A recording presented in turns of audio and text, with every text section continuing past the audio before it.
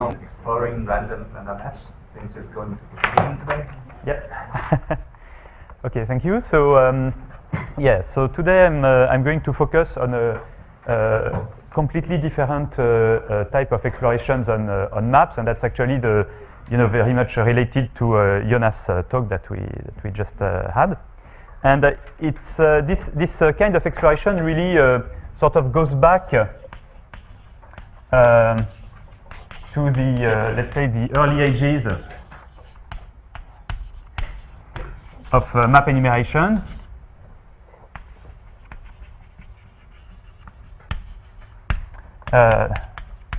Namely of TUT, and they really correspond, these peeling explorations really correspond to concrete combinatorial ways to count maps. Okay, and it's both the early ages of map enumerations, but also of scaling of distances in random planar maps.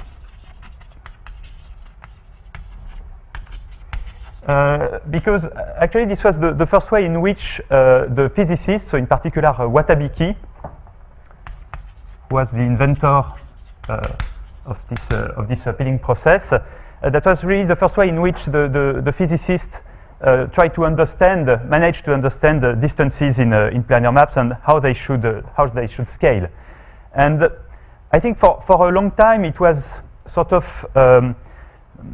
believed, or it was argued, that these papers by Watabiki and then Ambjorn in the mid-90s, were not rigorous, and that they gave only an insight of what should be distances in planar maps.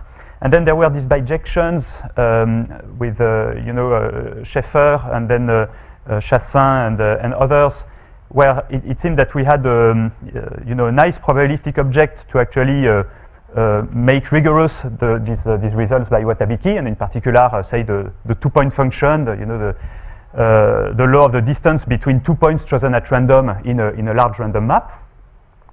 But then, in fact, it was realized much more recently, in particular by Timothy Budd, that Watabiki and Bjorn were actually measuring distances in random planar maps, but maybe not the ones that people were thinking, not like the distances in the primal graph, but that they were doing some different things. In fact, measuring distances or variants of distances in the dual of the planar maps. And I'm going to discuss that a little bit today. And it's quite interesting because it gives a really different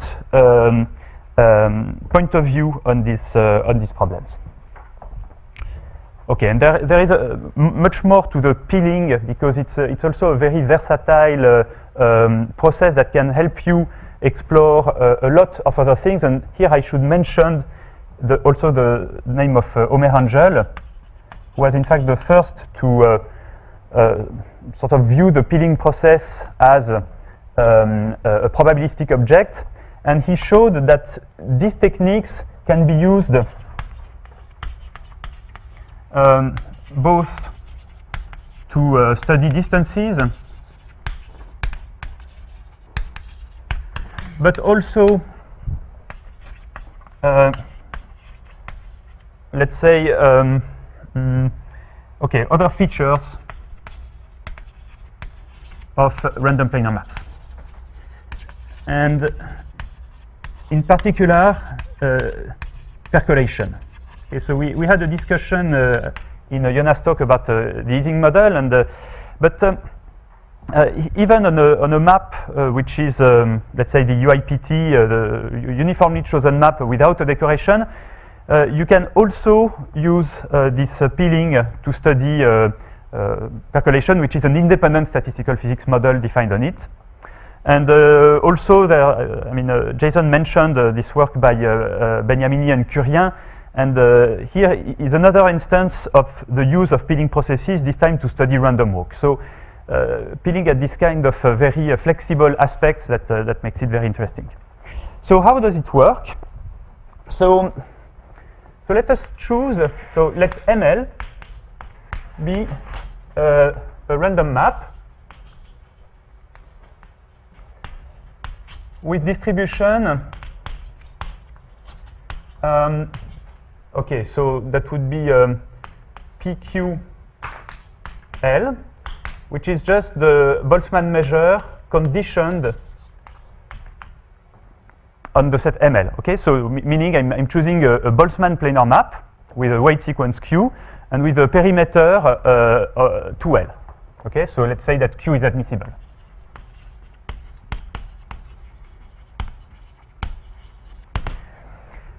So what does it look like? Well, for a moment, let's imagine that we completely ignore the shape of this random map. We just know that it has a certain boundary, 2L, okay, with L, say, greater than 0. And for now, we do not know anything about this map. You know, in principle, the boundary has no reason to be simple, but we sort of do not know that yet. Okay, we do not know, for instance, that this edge here is actually the same as this one. We choose to postpone this to later stages of the exploration of the map. Okay, so we decide again to keep only the information of the perimeter of the exterior face. And then what we do is we look at the face that sits on the other side of the root edge. Okay?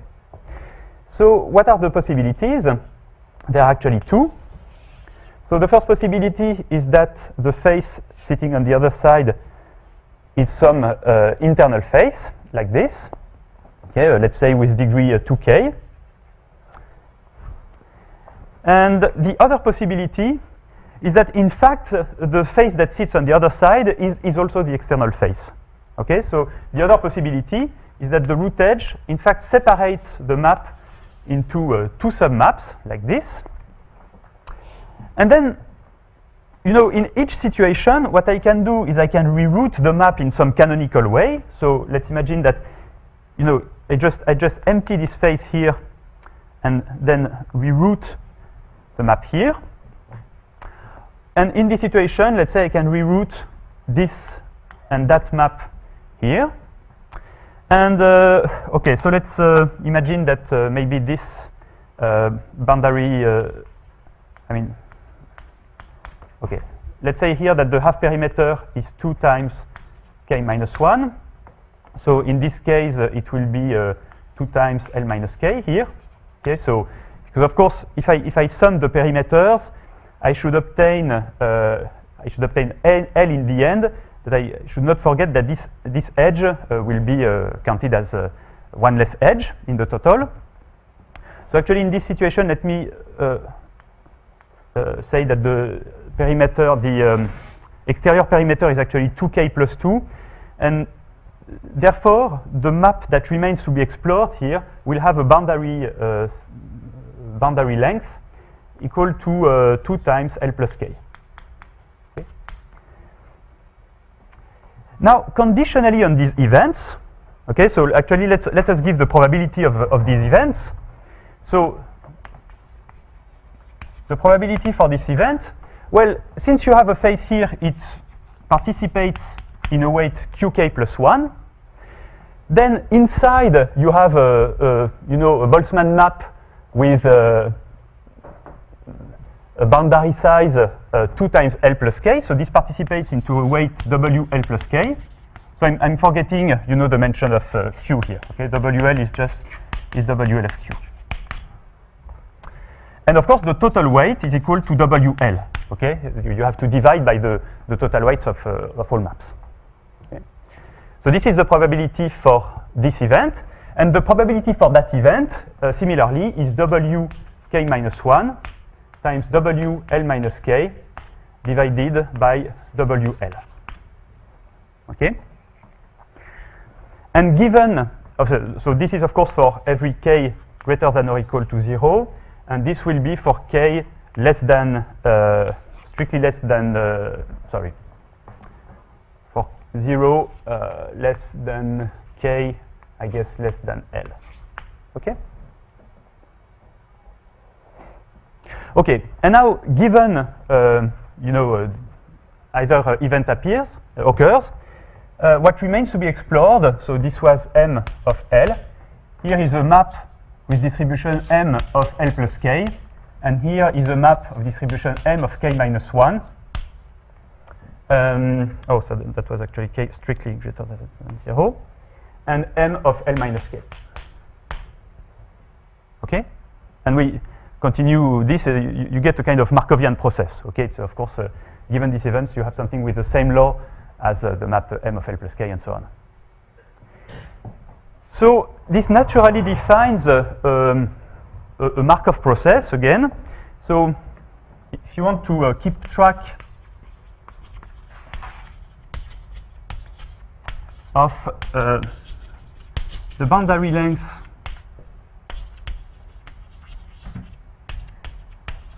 after several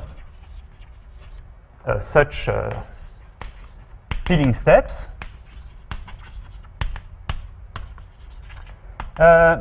well, you see that you get a process that features both, you know, random walk type behavior. You jump from L to L plus K, but also some type of branching. Okay, you branch from L to K minus 1 and L minus K. Okay, so one gets a process which can be viewed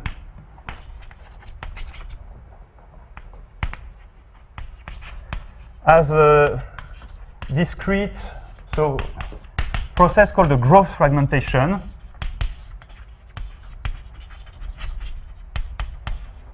So it's a kind of branching process, but it's particularly, I think, useful to see it in this way, where growth fragmentation are actually continuous processes that were introduced by Bertois. Okay? So again, you have this kind of a growth event, and you have this fragmentation event. Okay. And okay, so if you really want to peel a map and you know, consider the data of all the boundary length for all time, you really have to consider such kind of processes, and they're actually you know, non-trivial processes. It's kind of hard to manage to keep track of the branching structure. Okay, for reasons that I don't want to discuss here. So in fact, there is a variant of this description. So maybe let me describe it here. Should have used this blackboard in the first place, but nevertheless. So there is actually a variant where you consider ML a pointed Q-Boltzmann map instead of a non-pointed map. Okay, so that means that I'm just choosing a pointed Boltzmann map with a probability that is proportional to its weight, and I condition it on having a perimeter of a perimeter 2L. Okay, well, I restrict myself to the class of such maps. So why is this variant interesting? So we actually have the same picture.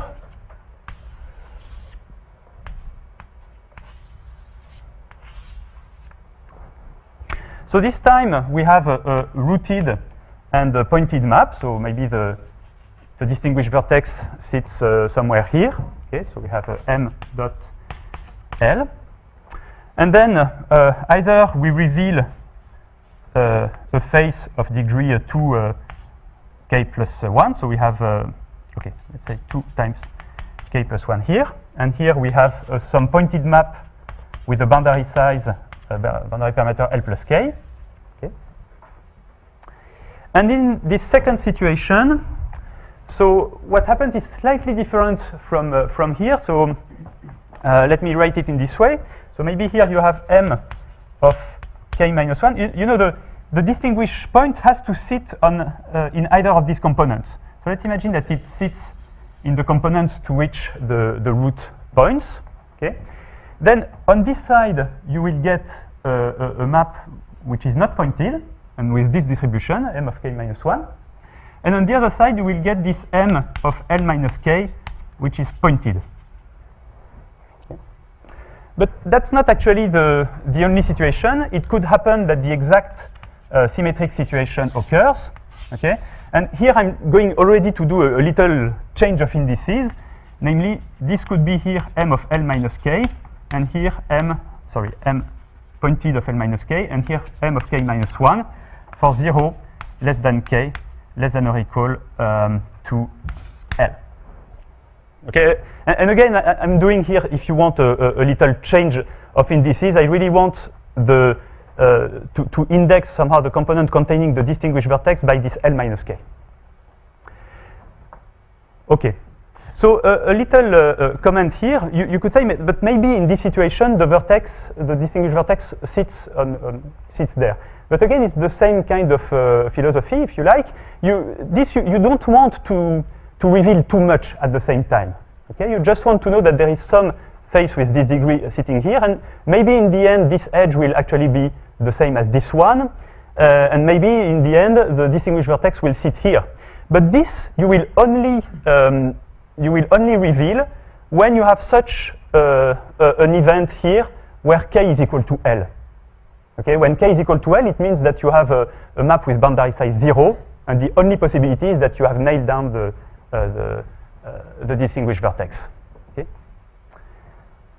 Okay, and so again, this is for L greater than or equal to 0, and I should mention that M of 0 by definition is just the vertex map. Okay, and W0 by convention is equal to 1. Now, what are the probabilities of this event? It's the same computation.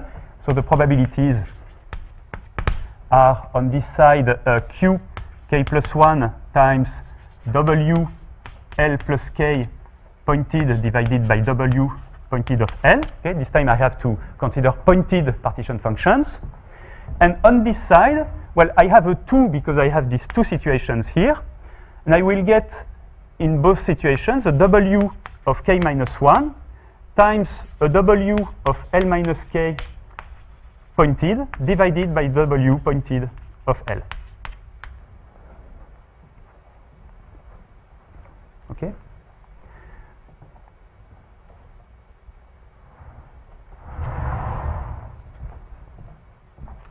All right, so let me come back to this discussion. So considering pointed maps allows one to follow only, let's say, the part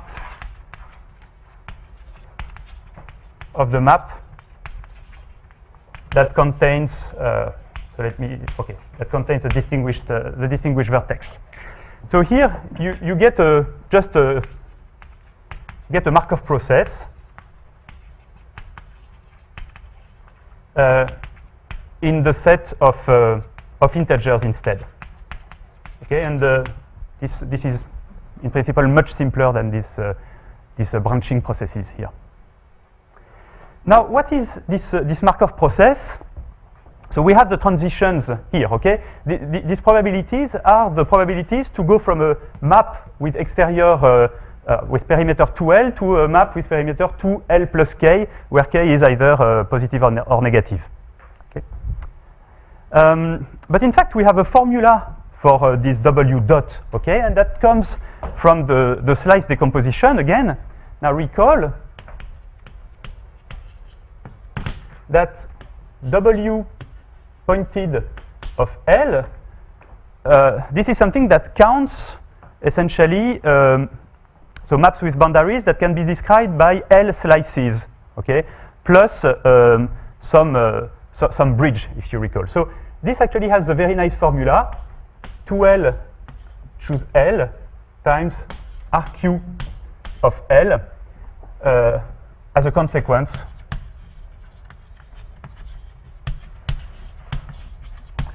of the slice decomposition. Okay? And so, therefore, in fact, these probabilities can be expressed in a very simple way. So, we get a proposition. So, okay, so let me give a name to those. So, let me call them P of L, L plus K, and here P of L, L minus K. Okay.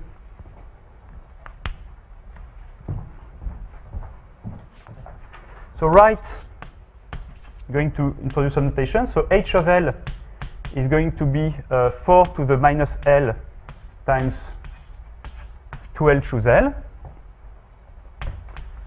Then you get that P of L, L plus K bears the simple expression, so H of L plus K over H of L times nu of K, where, so can you all read here? So nu of K is going to have a simple formula. It's going to be 4, let's see, so let's say Q K plus 1 times 4 times RQ to the power K for K greater than or equal to 0, and 2W minus K minus 1 times 4 RQ to the power K for K negative. Can you read this? Okay. So I mean, here this proposition here is just a simple exercise using these formulas. Okay, and I choose K negative here to sort of unify things and to view this quantity as a sequence defined on all integers rather than positive integers. Okay. And of course, when you see that, it probably should ring a bell. So it really looks like an H transform of some probability distribution, or at least some Markov process. Okay.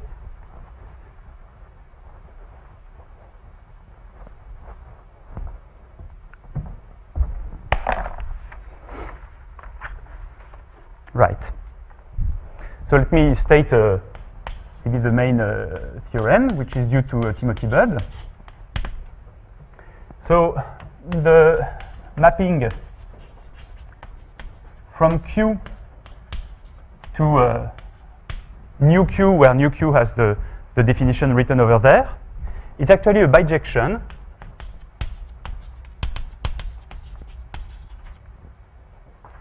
between admissible weight sequences Q and probability distributions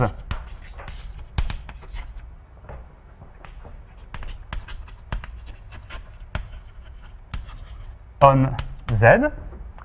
It's not finished yet.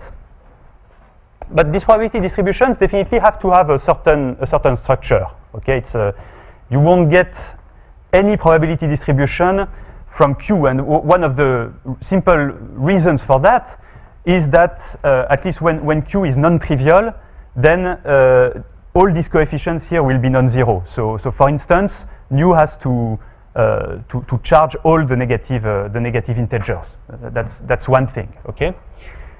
But in fact, you can completely characterize what these probability distributions are, so such that, so the function h, okay, let's say the function h is nu harmonic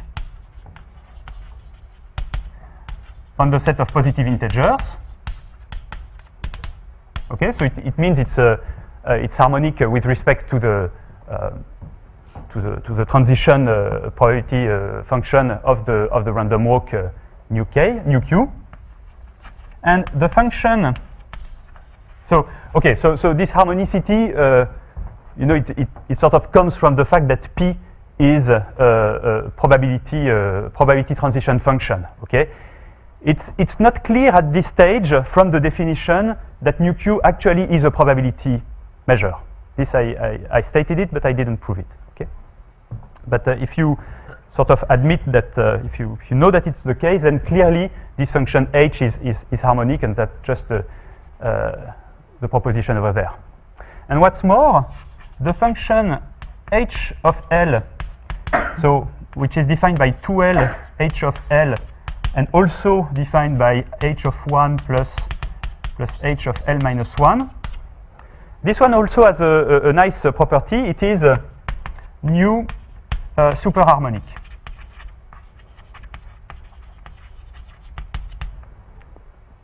Okay, so the average, when you average h over nu q, you get something less than the starting value. And again, it's nu superharmonic on n. Okay. And that's it. Okay, these are the two defining properties that nu q satisfies. So actually, I could continue a little bit the statement. So moreover, Q is critical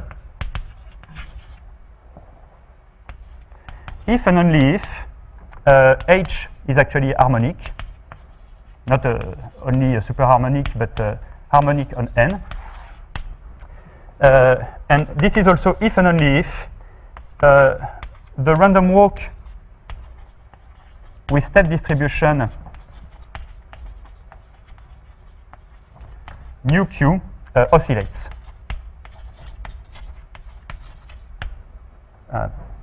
Oscillates. Okay. And otherwise, so in the say the subcritical case, it drifts to minus infinity.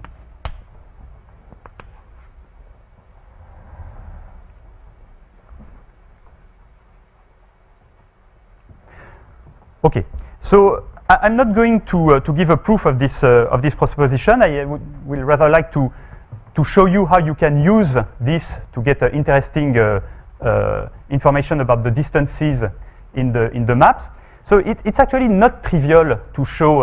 It's not immediate to show that nu q is indeed a probability distribution. It's very simple to see that it has to be a sub-probability distribution, essentially by passing to the limit in this formula and using pha2. Okay, but you have to think a little more. It can actually be a good exercise.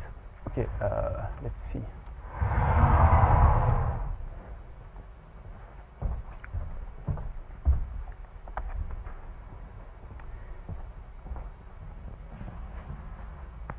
Are there any questions about this?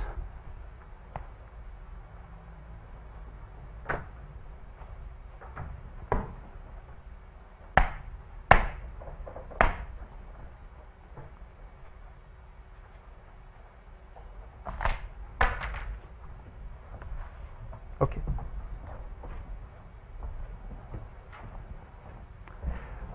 Okay, so maybe one extra comment, a remark. So P L K, say P L L prime, is the probability transition function obtained by the H transform of the random walk with step distribution nu q.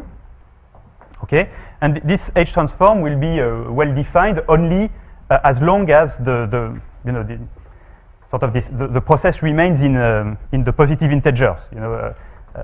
Somehow it's going to be killed in the negative integers. Okay, because actually you should extend this definition by H of L equals 0, say for L less than 0. It doesn't really matter, but let's fix this convention here. And in fact, you have a nice interpretation for that. And it turns out that this is actually, in fact, the random walk with distribution nu q conditioned on first hitting the negative integers precisely at 0. Okay?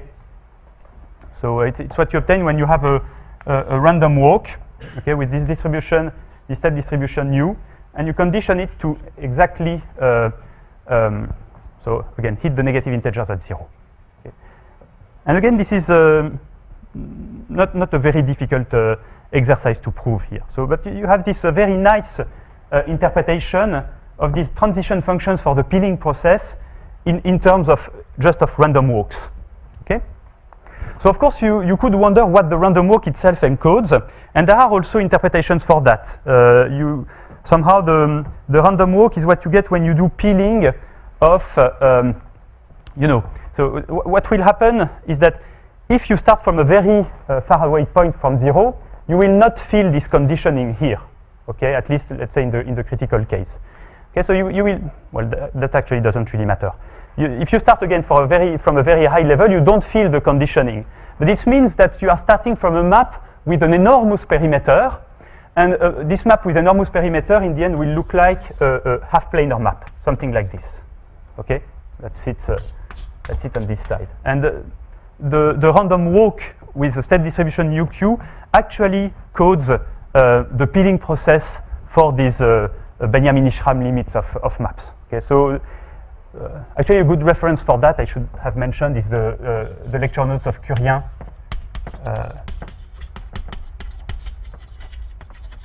In the cours PECO that he gave a couple of years ago. Okay, so you also have this nice interpretation of nu Q. So you could ask also, so what becomes of the distinguished vertex? But in the case of a map with a gigantic perimeter, the distinguished vertex will anyway sit at infinity. So it's not really there. You just can find it from the fact that you have an infinite map that contains the distinguished vertex. Okay. Now, if we want to go further, we have to understand a little better what the behavior of this random walk is. Okay. So if we want to find things, for instance, if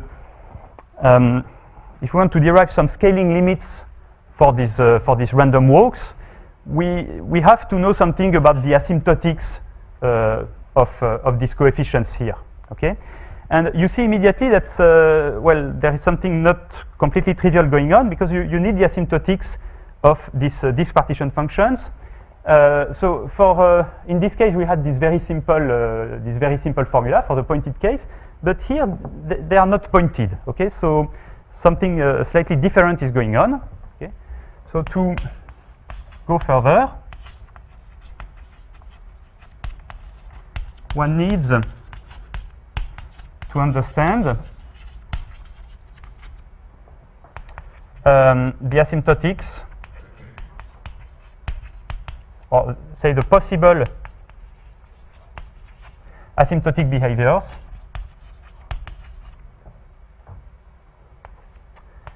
of these WL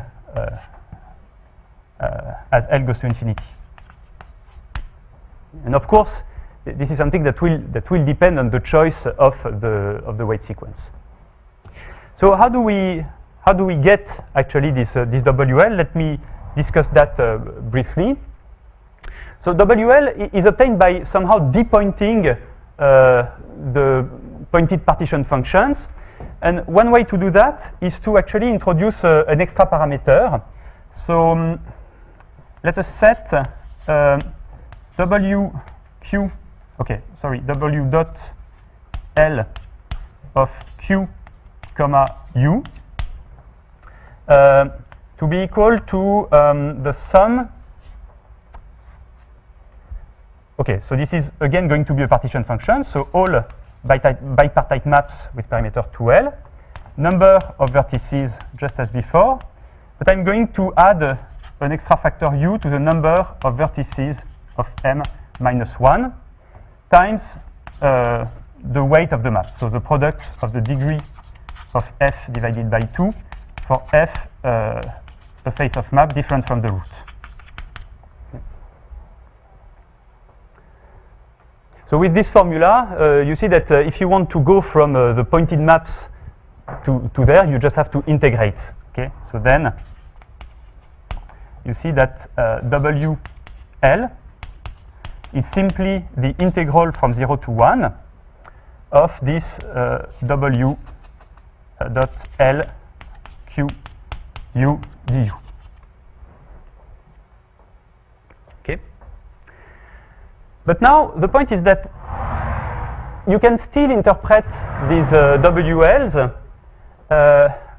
as partition functions for Boltzmann planar maps, but with a different weight sequence Q.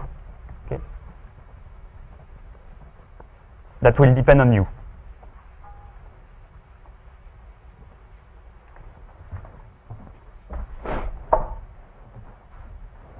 Okay, so what do we get here is that now U to the number of vertices minus 1 times the product over faces of M different from the root,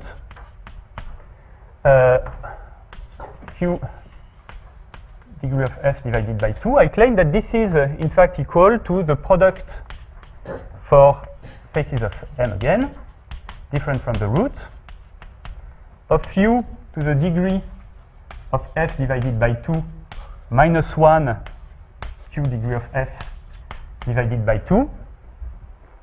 So let's see what we get here. So if we modify Q in this way, we'll get a product over all faces that will get the product of the sum of all the degrees divided by 2. So you get the product of all the edges, but you will be missing the half perimeter of the root face. So you have to put an extra UL. Oh, yeah, okay, so, sorry. So let's not do that right now. So, okay, so you will get essentially the product of all edges, and then minus the number of all faces, okay? But by the Euler formula,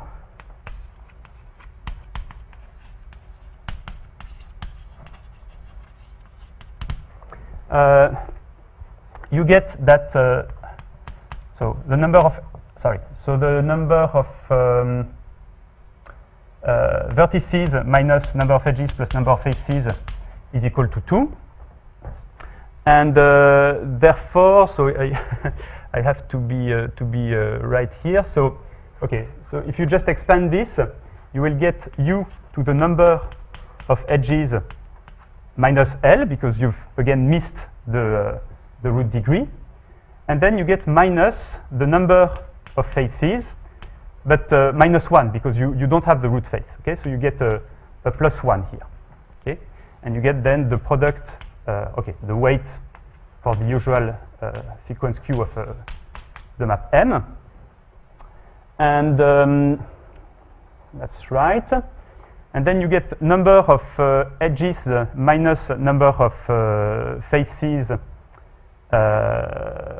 Okay, so number of edges minus, that's V minus 2. So you get V minus 1 by minus L. So this is due to the number of vertices M minus 1 minus L. Okay, so you just have to compensate here by U to the L, and that's what was written before. Okay. Okay, so therefore,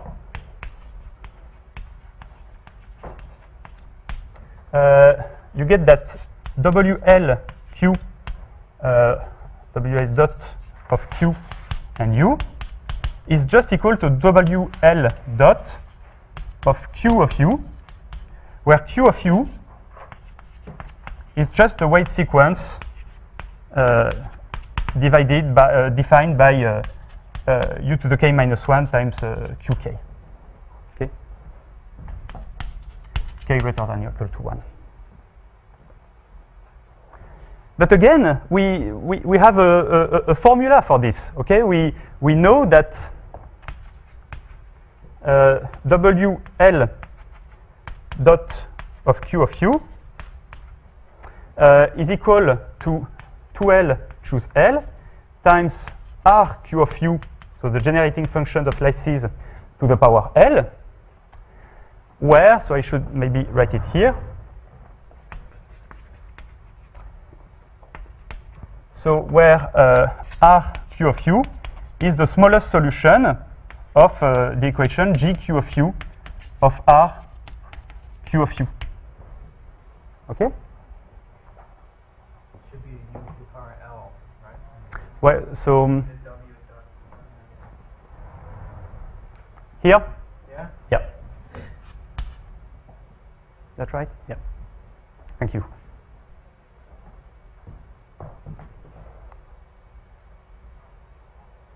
Yeah, I think that's right. And so what you get now is that G of Q of U of X, so this is simply the sum over all K greater than 0. So I should actually write it in this way. So this is 1 plus the sum for K greater than or equal to 1 of X to the K times this Q tilde K of U, where Q tilde is just obtained by multiplying by the usual binomial factor. And this is equal to 1 plus the sum of X to the K times U to the K minus 1 Q tilde of K. And so this is just 1 plus, let's see, 1 over U times GQ of X, of UX, minus 1. Okay.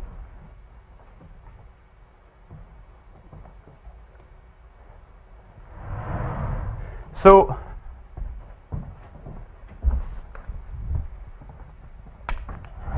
maybe I should actually keep this. So let me continue here.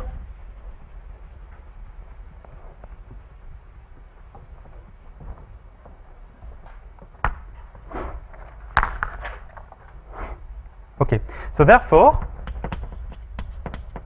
you get that WL of Q is equal to 2L, choose L, integral from 0 to 1 of U R Q of U to the L du.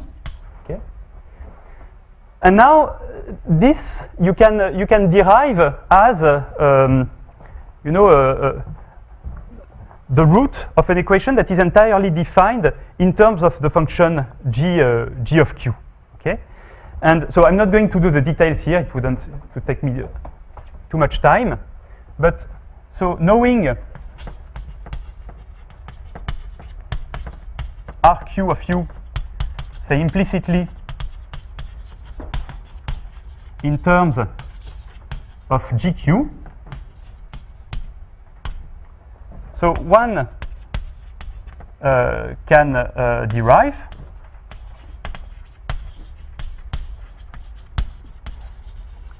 the asymptotic behavior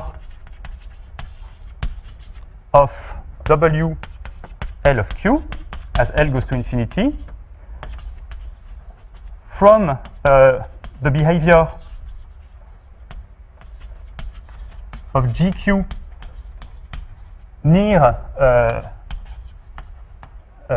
RQ, which is what you get, when U tends to 1, and the Laplace method.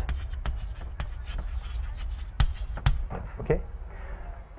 So, and here is what you get in the end. So I'm going to state this in the following way.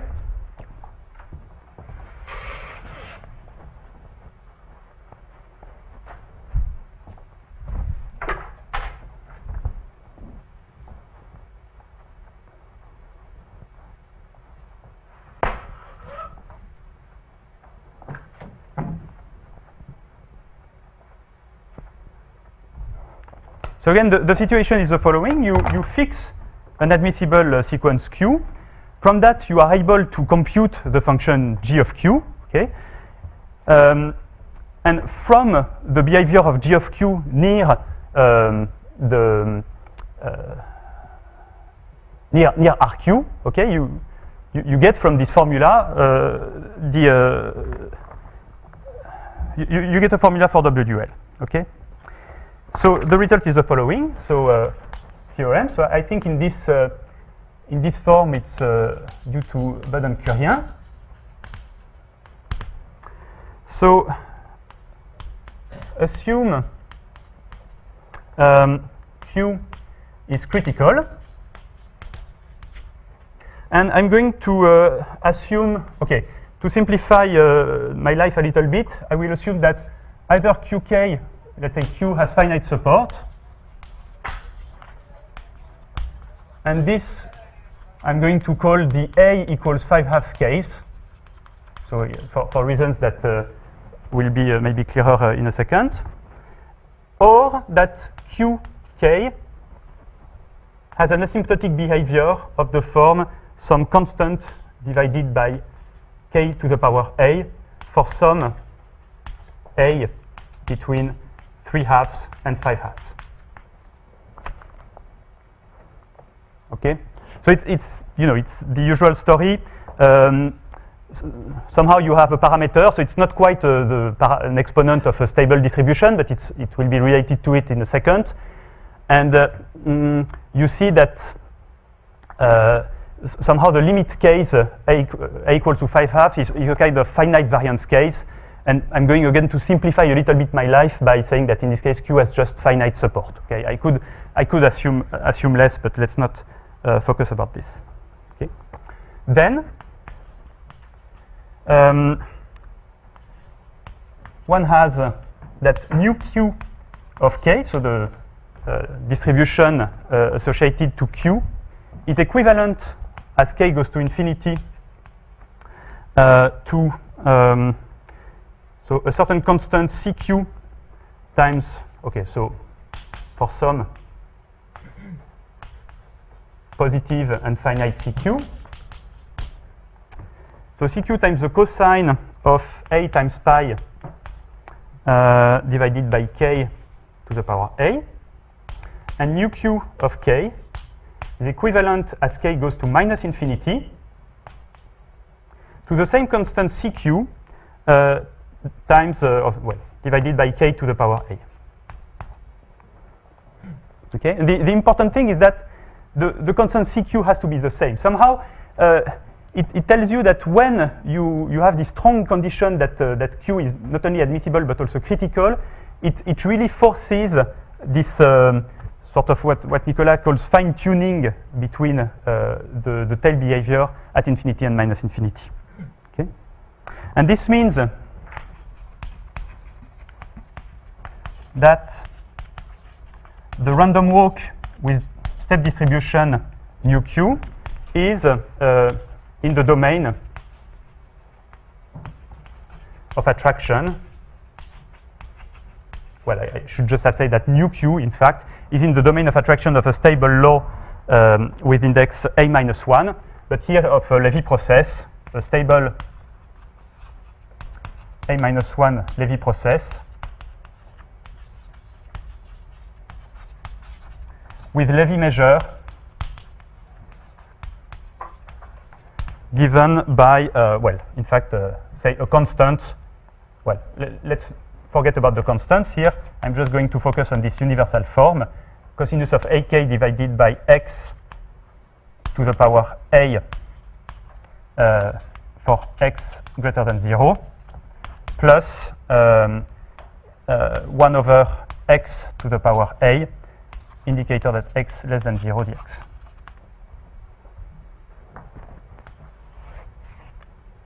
Okay, so I should say also that this process has no drift and oscillating. Okay, so it's oscillating.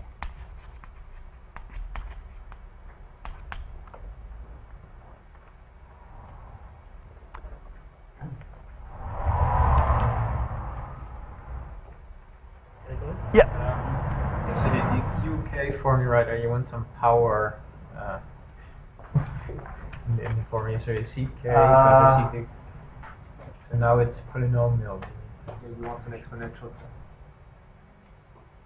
Sorry, I'm sorry. So where's that? Oh, in the QK. Yes. Yeah, sorry about that. Yeah.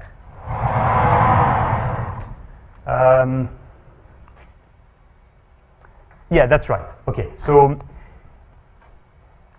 so one way to say it, so c times a to the power k so if qk is critical with this behavior, it means that in fact A has no choice but to be 1 over this RQ, 4RQ.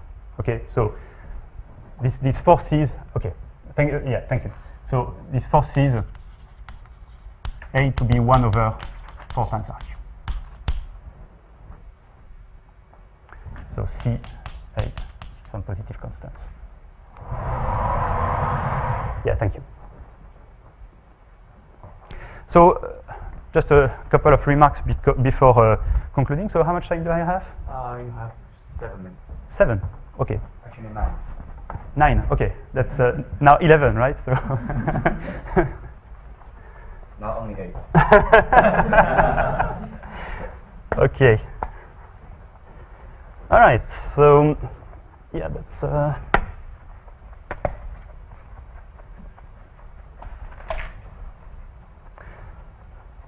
Okay. Okay, so just a first remark. So when A is equal to 5/2, so notice that there are no positive jumps.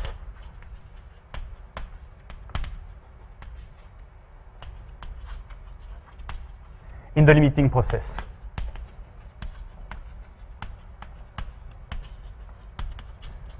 Okay, there are no positive jumps because this cosine factor just vanishes, and it makes perfect sense because when A equals 5/2, which corresponds to the situation where Q has finite support, you see that nu Q cannot have arbitrary upward jumps.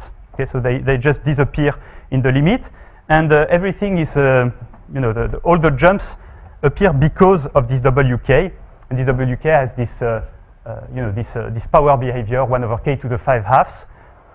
Which actually is something very well known in map enumeration. Okay, so I'm not going to focus too much on that. Okay, so that's one remark. So now, how is this all connected to distances? Okay, I haven't spoken about distances at all. For now, I have done a pinning exploration. So, okay, so I have 2 minutes to introduce the last ingredient. So let Pn be the perimeter of a pointed map after n pinning steps.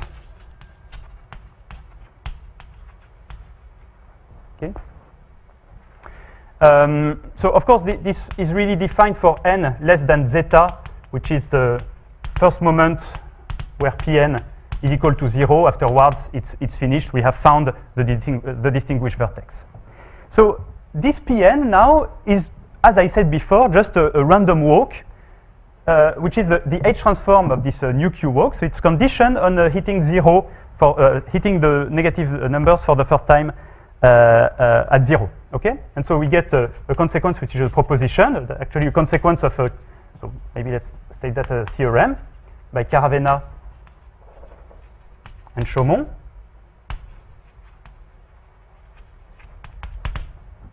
saying that so in the setting of the preceding theorem, so for these in this situation, you get that P L to the A minus 1 T divided by L.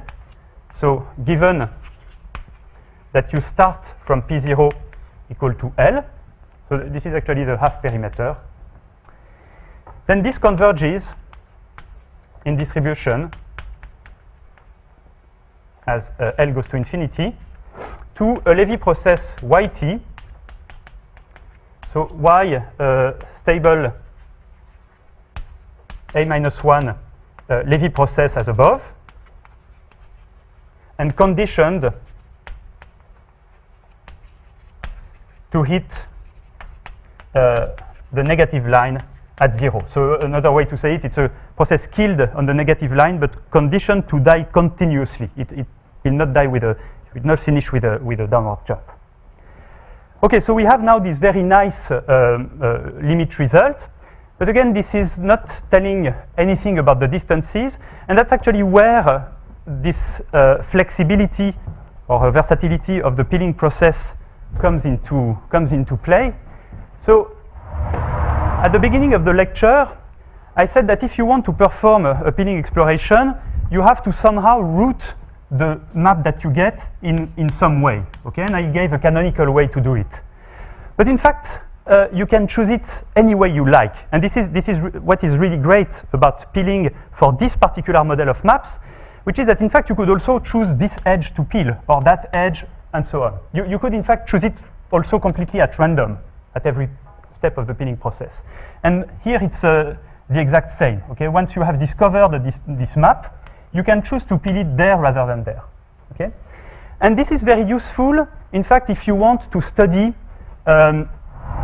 a type of distance, so it's particularly clean when you want to study first passage percolation on the random planar map with exponential edge distributions.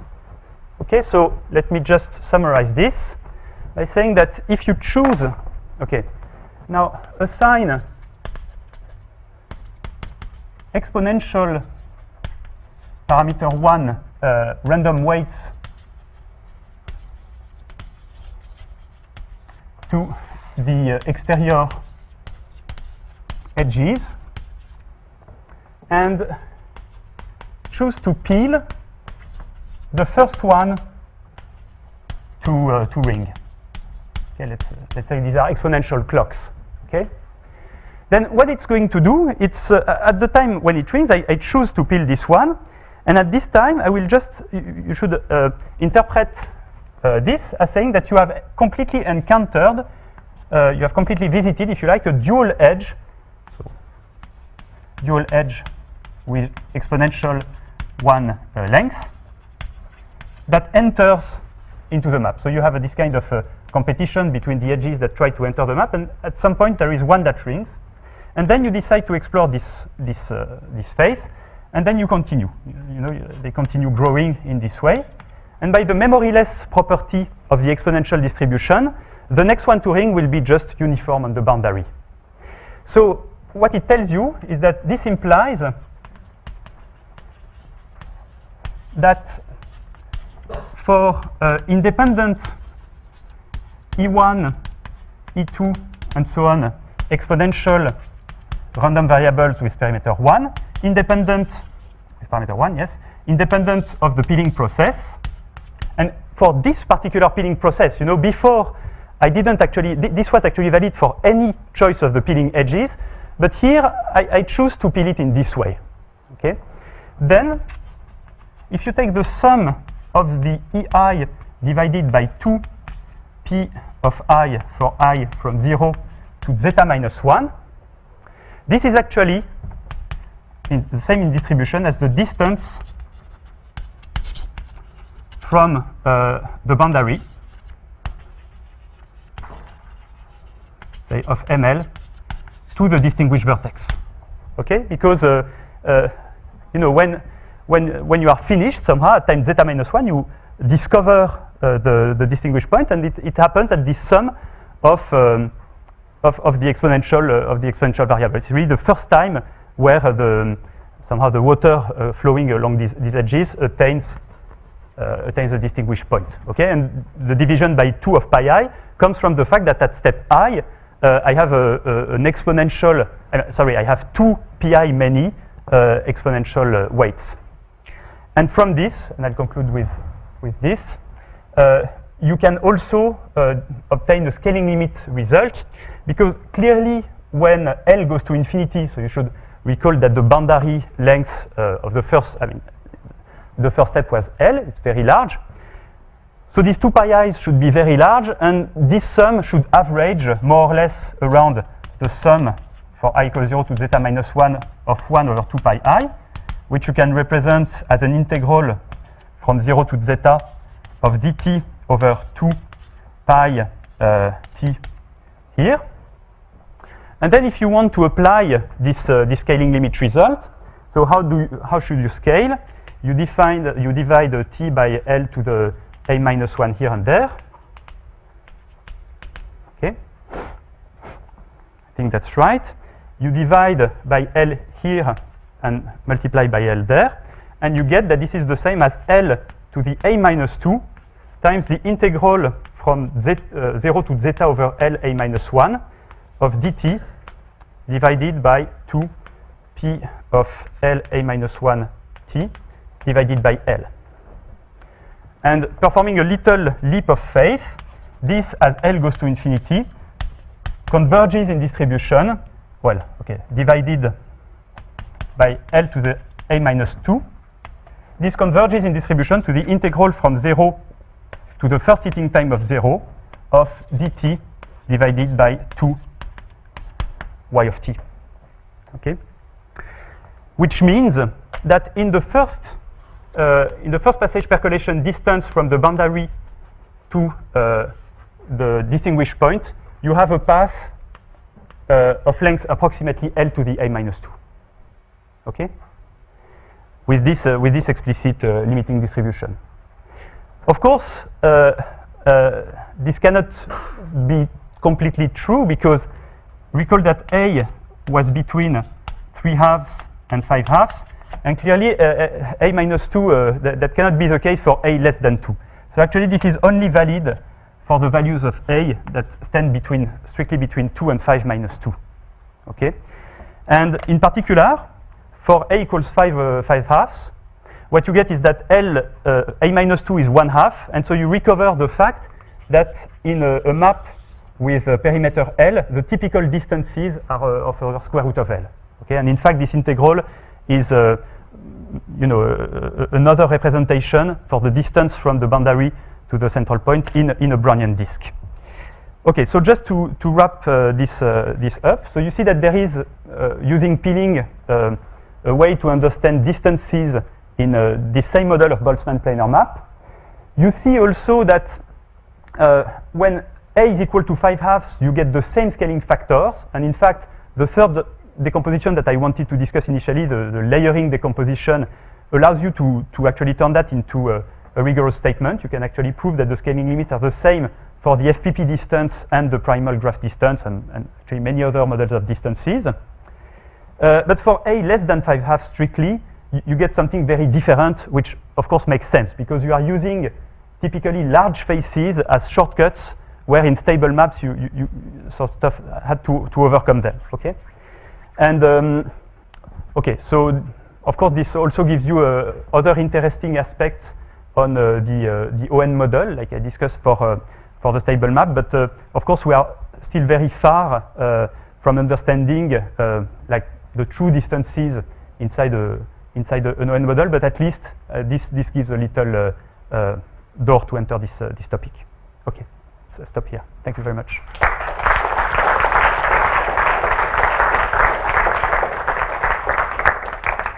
Questions? You know about your last result in, say, in the case A equals 5/2 scaling limit for the first passage percolation distance. It also works if you take the graph distance from the boundary to the distinguished vertex. Let's say the dual graph distance. With, are you sure it will be different for the, I mean for A equals 5/2? It should be the case. Yeah, I mean, it is actually the case that it's also the same, I mean, up to a scaling constant as the distance from the boundary to the distinguished vertex. Yes, in this case it's the same. Well, essentially because of your result with Nicolas. The fact that the primal distances compare to the dual distances. Yeah. More questions? Wait, just a comment. I mean, because you didn't mention at all the relation with all the continuous world and LQG things that Scott and Jason have been doing. So, I mean, now it's sort of pretty clear that everything all these nice things that happen discrete, they mirror exactly some stuff that goes on the other side of the. And so your FPP things and is related to their QLE approach. Yeah, I mean, and that's somehow the way they manage to close the gap in the square root of a third case somehow. No. Yes. So Yeah, so that's right. So the fact, the fact that FPP, the FPP distance in planar maps, say in the case A equals 5/2, are the same up to a factor as the distances in the primary graph. It's sort of instrumental, at least in the heuristics of their approach. I think it gave them probably confidence that this should be the right approach.